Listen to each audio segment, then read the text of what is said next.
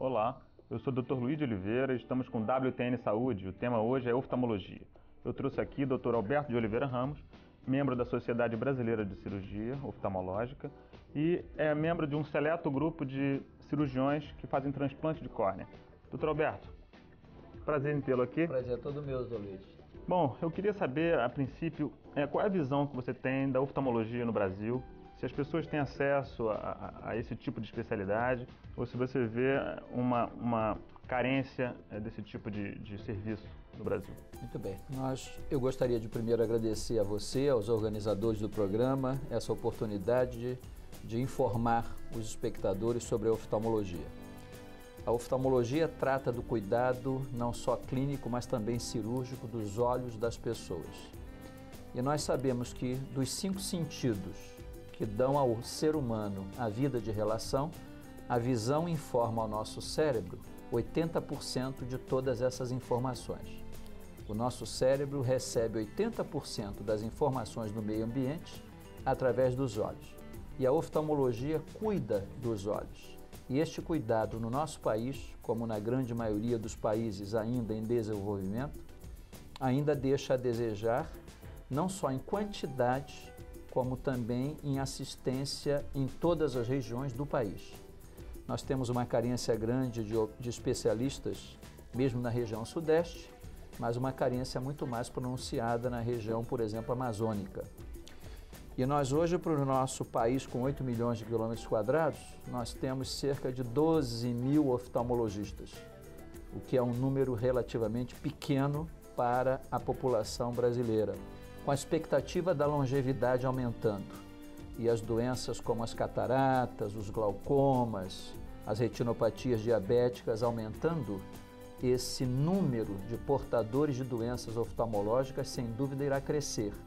E nós precisamos nos conscientizar, uma questão de governo inclusive, conscientizar as autoridades para que empenhem-se na formação de médicos oftalmologistas, porque em 20 anos nós teremos cerca de 20 milhões de pessoas com catarata precisando operar. E a demanda, sem dúvida, vai exigir a formação de médicos especialistas. Você vê que existe realmente uma carência de oftalmologista, do serviço em todo, mas como é que o usuário, ou seja, o leigo, as pessoas em comum, nós todos, como é que nós nos dirigimos ao oftalmologista? É fácil, porque eu vejo por aí as pessoas em farmácia provando óculos na frente do espelho, óculos de receita pronta e se contentam com isso. Muitas pessoas até pegam óculos emprestados e saem por aí. As pessoas percebem dificuldades para ler e tudo mais. E como é que a pessoa então deve se comportar? Quais são os sintomas que a pessoa tem que ter ou tem que fazer um preventivo simplesmente? Nós precisamos passar para a nossa população, para os nossos ouvintes, para os nossos espectadores, o cuidado preventivo em relação às doenças oculares, porque na grande maioria as doenças mais sérias não dão sinal clínico algum, não dão sintomatologia alguma. Mas o paciente ou a pessoa que sentir um cansaço visual, que sentir uma dor de cabeça, uma cefaleia, que tiver algum distúrbio até de equilíbrio, pode e deve procurar o oftalmologista. O que nós queremos aproveitar aqui para acentuar para a população é que esse cuidado deve ser de procurar não só a instituição pública, não só o hospital público, mas também os médicos conveniados ou mesmo aqueles que a população possa procurar em caráter particular. Que se evite o atendimento das casas de óculos, onde, sem dúvida nenhuma, o atendimento visa meramente uma lucratividade na venda dos artefatos ópticos. Ok, Alberto. Então a gente volta já com mais um bloco sobre oftalmologia.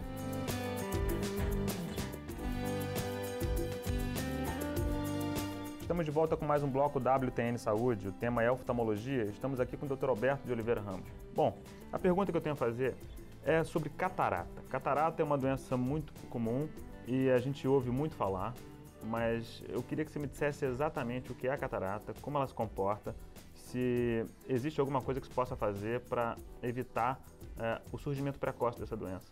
Nós precisamos dar uma noção, ainda que superficial, da anatomia, da constituição do olho humano, que é um globo fechado. Isso vai ser importante para um aspecto que daqui a pouco nós vamos falar de outras doenças. Então, é um globo fechado que no seu interior, apresenta lá no fundo um nervo, uma membrana que chama-se retina e uma lente que está aqui na frente e que faz, às vezes, de lente de foco para o olho humano. Essa lente, enquanto nós somos jovens, ou enquanto nós não temos um trauma no olho, ou enquanto nós não temos um diabetes, essa lente é transparente, cristalina, deixa a luz passar.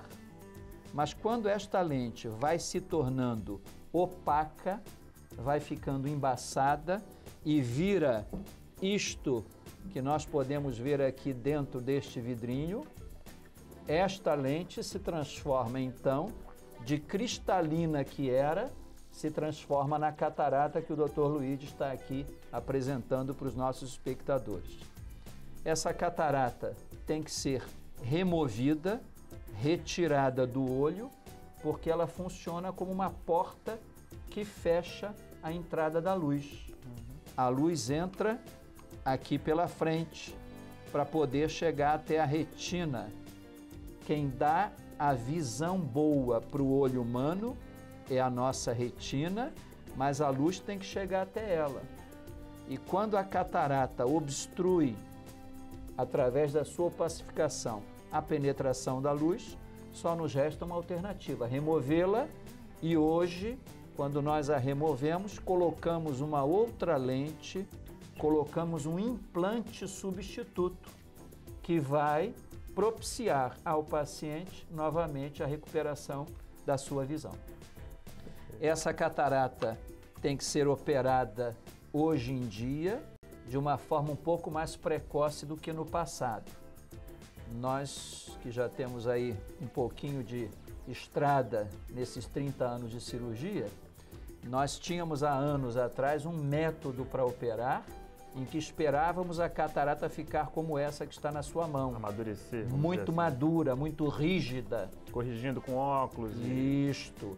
Hoje em dia, quando o paciente que necessita de uma boa visão já tenha perdido 40% da visão, dependendo da sua profissão, está na hora de operar a catarata, que hoje se faz com a substituição. É importante frisar isso para que as pessoas não pensem que nós retiramos a lente e o olho fica sem lente. No passado ficava. Os óculos grossos substituíam a lente que não existia mais dentro do olho. Hoje nós operamos colocando uma outra lente, uma lente nova, substituindo a lente antiga. O que mudou exatamente? É tecnologia, algum método moderno? O método de cirurgia mudou muito, Dr. Luiz, porque hoje nós fazemos essa cirurgia quebrando a catarata, o que nos permite fazer a cirurgia, isso é muito importante para os nossos espectadores, nos permite fazer a cirurgia através de uma incisão de 3 milímetros e fazendo a implantação da lente por esta mesma incisão, com anestesia local e o nosso paciente conversando conosco, estando acordado. Esse método novo é o que a gente chama de FACO, é o ultrassom? Isso, a FACO-emulsificação, usando o aparelho de ultrassom. Ok. Bom, voltaremos já com mais um bloco sobre oftalmologia.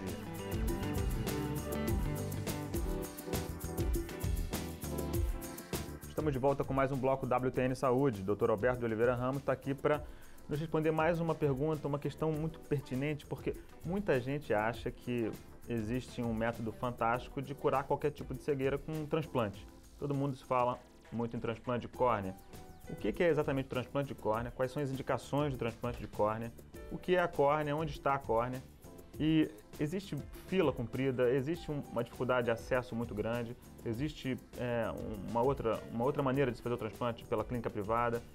Como é que é o transplante de córnea? Dr. Luiz, no olho humano, essa parte inicial que recebe o raio de luz, esta parte que funciona como o vidro do relógio do olho humano é a córnea. A córnea é a única parte do corpo humano atualmente, no estágio da ciência que nós vivemos, que eu posso retirar do olho lesado, por exemplo, por um ácido de bateria, por um caco de vidro num acidente de automóvel ou mesmo por um trauma.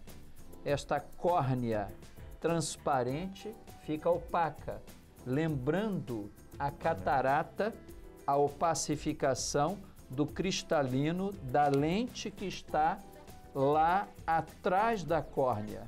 A lente que já está cataratosa lá atrás tem que ser operada, mas a córnea também pode ser transplantada. Nós retiramos a córnea lesada e colocamos uma córnea nova. E aí vem um aspecto muito interessante que eu gostaria de abordar aqui rapidamente com os nossos telespectadores, que para que nós possamos fazer um transplante de córnea, é preciso que haja doação de córnea. É preciso que o corpo morto de uma pessoa sirva para que nós possamos retirar a córnea e salvar a visão, por exemplo, de um bebê ou de uma pessoa que precise dela. A córnea pode ser encarada como uma outra lente, como mais uma lente do olho? A córnea é a primeira lente do olho, de maior poder dióptrico, com maior número de dioptrias, de graus. É o conjunto da córnea com a lente que está atrás da córnea, que é o cristalino, é esse conjunto que forma a imagem. Vai permitir a luz entrar. Perfeitamente. E levar a imagem. Perfeitamente, formando a imagem na retina que está no fundo do olho. E existe essa dificuldade grande de adquirir córnea? A fila é muito extensa? Existe. Nós temos hoje no Rio de Janeiro e no Brasil um programa de transplantes que é excelente. Existe uma fila única, mas nós temos sempre alguns problemas importantes. Se eu tenho uma pessoa de 60 anos com uma lesão na córnea para fazer o transplante e essa pessoa não tem uma perfuração, mas eu tenho um neném que nasceu com uma síndrome em que o olho está perfurado, ou mesmo uma criança que na escola tenha perfurado o seu olho com o lápis ou com a caneta, esse paciente tem precedência. E ele tem que passar à frente dos outros. A preferência, então, é do por jovem aquele que está com a córnea aberta, lesada, porque vai haver a perda do olho se esse transplante não for feito rapidamente, prioritariamente. E as pessoas, então, que se sentirem angustiadas numa fila e quiserem passar a fila à frente, tem um outro caminho? Existe um outro caminho? Nós pertencemos a um grupo de transplantadores de córnea que temos através de um cadastro no Ministério da Saúde, no Rio Transplante, através de um cadastro internacional, nós temos acesso à importação de córnea. Córnea não tem preço, ela tem um custo. Uma vez que a pessoa falece, por exemplo, lá nos Estados Unidos, e eu recebo todos os exames de sangue desse paciente, nós sabemos que o paciente não é HIV positivo, não tem câncer, não tem nenhuma outra doença. Então, nós solicitamos a córnea e essa córnea chega à clínica privada para podermos fazer a cirurgia. Ainda preciso saber o seguinte, o indivíduo com indicação de transplante de córnea, uma vez indicado, se ele ficar muito tempo na fila, existe uma deterioração do olho? Existe uma certa urgência? A cada caso cumpre uma premência maior ou menor. Há casos de urgência, como nós falamos da perfuração, e das doenças degenerativas da córnea, que muitas vezes um herpes, uma doença infecciosa, uma úlcera, uma ferida na córnea, pode nos obrigar a ter que fazer um transplante rápido para poder salvar o órgão do indivíduo e a visão desse indivíduo. Bom, voltaremos já então com mais um bloco WTN Saúde.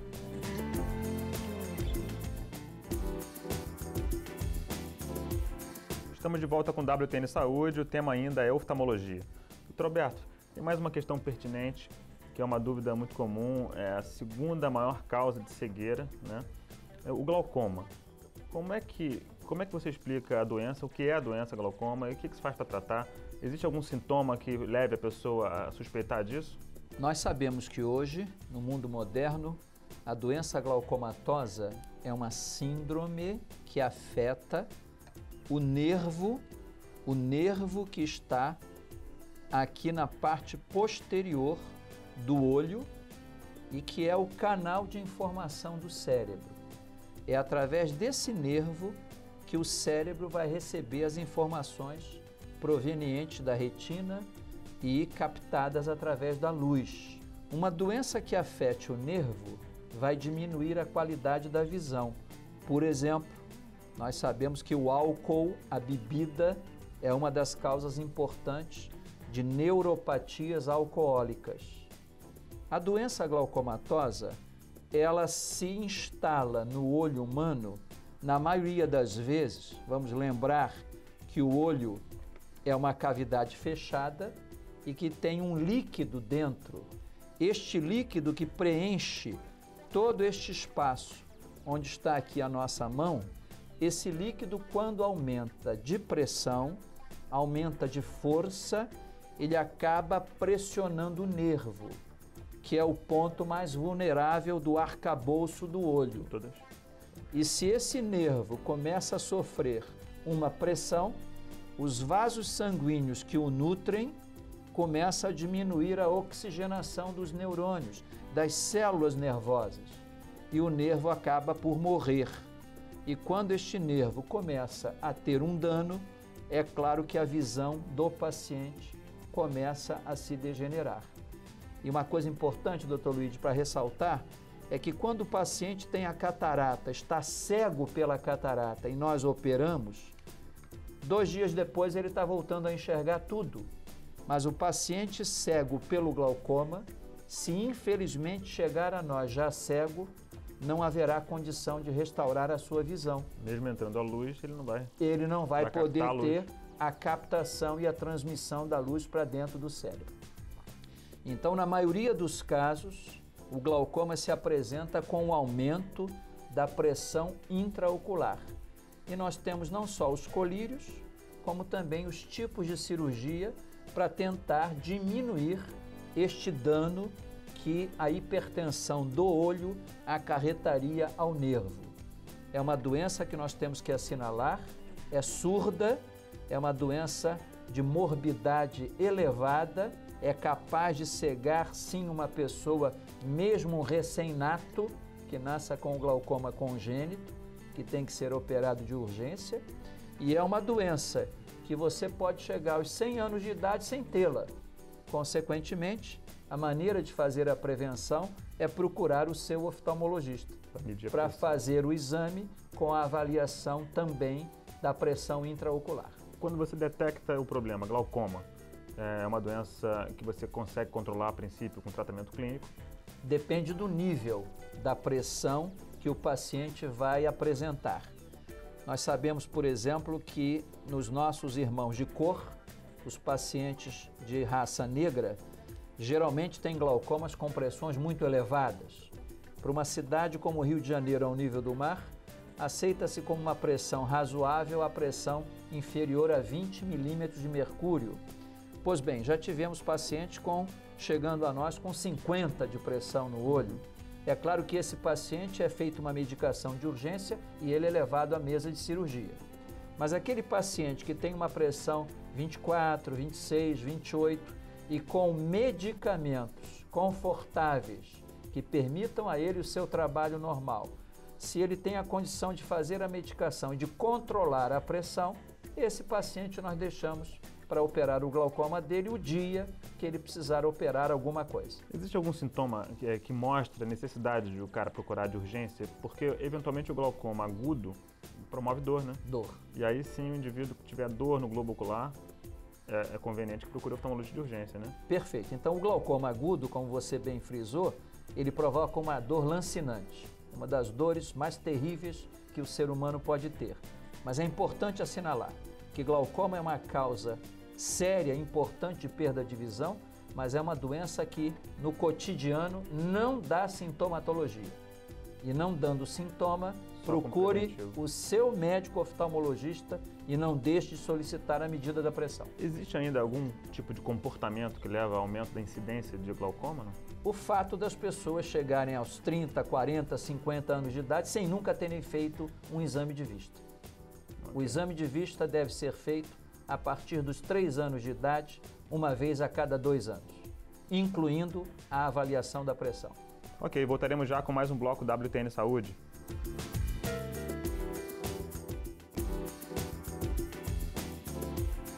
Estamos de volta com mais um bloco WTN Saúde, o tema ainda é oftalmologia. Dr. Alberto, eu sei que o diabetes é uma doença metabólica que mais promove a cegueira. Perfeito. E eu queria que você me falasse também sobre os desvios da visão. Ok. Dr. Luiz, os nossos espectadores já nos viram no início da nossa apresentação. Lembrar-lhes que lá no fundo do olho existe a membrana chamada retina. E a retina é um tapete vascular. É um tapete de vasos sanguíneos tão finos quanto um fio de cabelo e, consequentemente, sensíveis aos aumentos do açúcar. E é muito importante que os nossos espectadores, que a população, não só do Brasil, mas do mundo inteiro, entenda que comer é uma arte. E quando nós vamos comer e somos diabéticos, nós precisamos lembrar que ao ingerir o açúcar em excesso, nós estamos acabando com a nossa retina. E a retinopatia, como você bem lembrou, é a primeira causa de perda de visão no planeta Terra. No mundo inteiro, retinopatia diabética significa também perda visual. E, infelizmente, na maioria dos casos, quando o paciente já chega a uma idade avançada, também de forma definitiva. Entretanto, há o tratamento e é claro que os nossos colegas endocrinologistas nos ajudam a salvar a visão do paciente diabético. Lembrando rapidamente que o próprio diabetes também pode promover a formação da catarata precoce no paciente até antes de 40 anos de idade e também pode promover o aumento da pressão do olho, que seria o glaucoma diabetogênico provocado pelo diabetes. Já quanto aos desvios que o Dr. Luigi nos perguntou, nós temos no olho humano 6 músculos, 2 superiores, 2 inferiores, um lateral e um interno. E os desvios destes músculos levam a criança, por exemplo, a nos apresentar o estrabismo, o olho torto, aquilo que o povo chama de zarolha.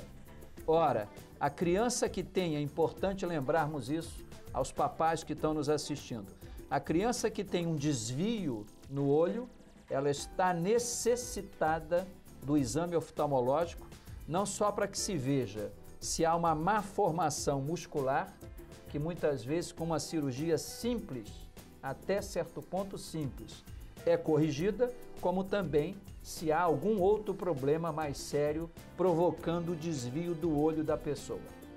Vamos lembrar que no adulto o desvio do olho pode estar relacionado com causas de hipertensão arterial e com causas neurológicas que precisam ser avaliadas, inclusive intracranianas.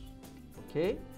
E existe muitas vezes, se você procura oftalmologista precocemente, com tratamentos mais simples você consegue corrigir essa coisa do desvio, né? Com certeza. Muita criança coloca o tapa-olho de um lado. Existem exercícios ortóticos que nós podemos fazer hoje, inclusive domiciliares, com o vídeo da televisão a nos ajudar e onde nós conseguimos, apenas com exercícios musculares, fazer a visão dupla virar uma visão normal e não deixar uma pessoa chegar à perda da visão, que se chama ambliopia. A ambliopia seria a perda da visão de um olho que potencialmente tem tudo para enxergar. A ortótica é como se fosse uma musculação dos olhos. Uma fisioterapia. Uma fisioterapia para os músculos dos olhos. Perfeitamente. E é mais eficiente nas crianças. Antes dos 6 aninhos de idade, com resultados muito interessantes. Depois disso, eventualmente, o indivíduo pode ser condenado a ter que usar o óculos. Perfeito. Que você pode evitar se procurar precocemente. Perfeitamente. Os pais que estão nos ouvindo. Perfeitamente. Então, existe essa necessidade de se fazer a avaliação de toda criança que mostre algum tipo de desvio. Dr. Alberto, muito obrigado pela sua presença. A gente vai ficando por aqui com mais um programa WTN Saúde. Semana que vem tem mais. Não esqueça ainda de procurar os nossos extras e clicar por lá, tem muita coisa interessante.